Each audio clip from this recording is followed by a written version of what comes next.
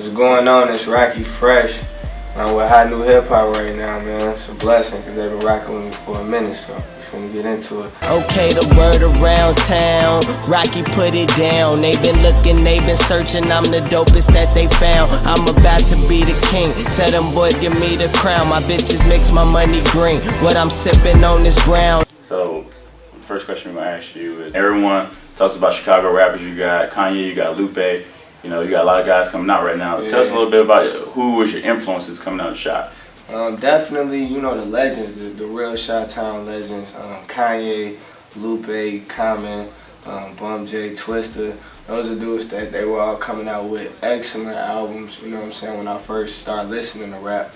Because I grew up in a Christian household, so I wasn't even allowed to listen to rap till I was like in 8th grade. And Kamikaze came out, College Dropout. Food and Liquor came out a little bit after that, and so it was just a great time for Chicago music. My pastor was preaching to like 10,000 people at one time, all different people, all different issues, all different walks of life, and they were able to understand what he was saying. He was able to break down the message in a way that me as a young kid can get it, and somebody that's like 20, 30 years older than me can get it.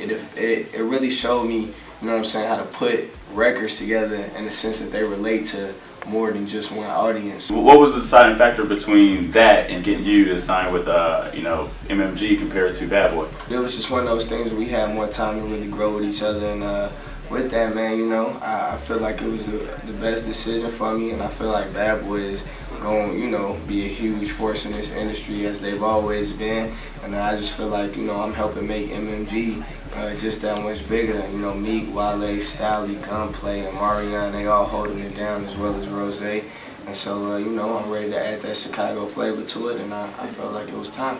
Is there any pressure of you being, you know, the newest member? Like, you know, how's that going to impact the way you fit in with MMG? I don't really feel no pressure, you know what I'm saying? Like, I opened on tour for Wale before I even had the opportunity to sign to MMG, and his fan base showed me a lot of love. And recently I just opened up on Meek Mill's tour, and his fan base showed me a lot of love as well. And with that, you know what I'm saying, coming from the city, I definitely wasn't expected by a lot of people to even get to this point. So, you know, being doubted and being an underdog is something that I embrace, and I use it to, you know, really fuel just how hard I work. Part of that came from me living in the suburbs and being introduced to alternative rock and different forms of pop music and things like that. And so instead of, you know, trying to just stick to what people think that a rapper should do, I wanted to combine all of those influences along with, you know, my story and the things that I experienced as a 21-year-old young man. And what can the fans expect from your upcoming mixtape? My upcoming mixtape is definitely going to be a fun project. It's still going to be those emotional records that I've given on every other tape. But the thing is, it's more short-term reflective now, you know what I'm saying? Like, a lot of people that have been listening to my music, they know that I've been working to kind of get, you know what I'm saying, my shine or whatever and get this platform. But with that, it's a lot of stuff that I went through to get here that some of the new fans have no clue about.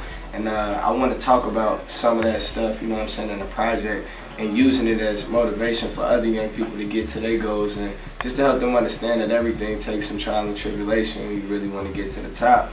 But it also is going to set up my album, because that's going to be the long-term story of it, you know what I'm saying? And like, I'm going to go musical with this project, but then I'm going to take the music to a whole nother level with the album. So it's just going to be, you know, warming people up for that.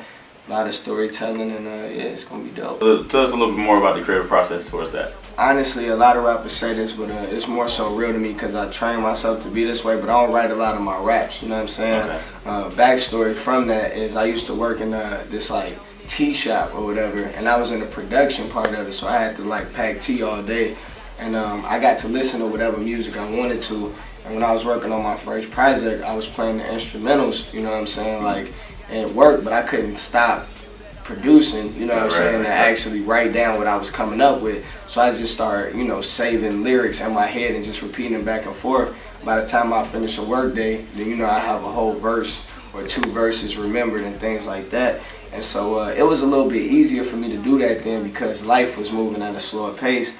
And this relates to the album, because with the album, you know, I'm experiencing so much stuff now on a daily basis that I have to actually write these, you know what I'm saying, thoughts down and these experiences down. So that's really what's going to change the album. Is like, I'm at a point now where I'm documenting everything, whether it's with my videographer, whether it's with my manager, or even myself typing stuff in my iPhone notes or whatever, so that when it's really time to work on the album, you know what I'm saying, I can really go back and look at all of the defining moments and explain those in depth. It's my first tour, you know what I'm saying, my first headliner tour. It's called the Electric Highway Tour. Setting up the release of my next mixtape, the Electric Highway mixtape. It's gonna be a crazy experience for the fans, man. We really did a lot of stuff to just get that Back to the Future vibe, and more so like the music video I did, Into the Future, is gonna kind of feel like that, just more in a live sense.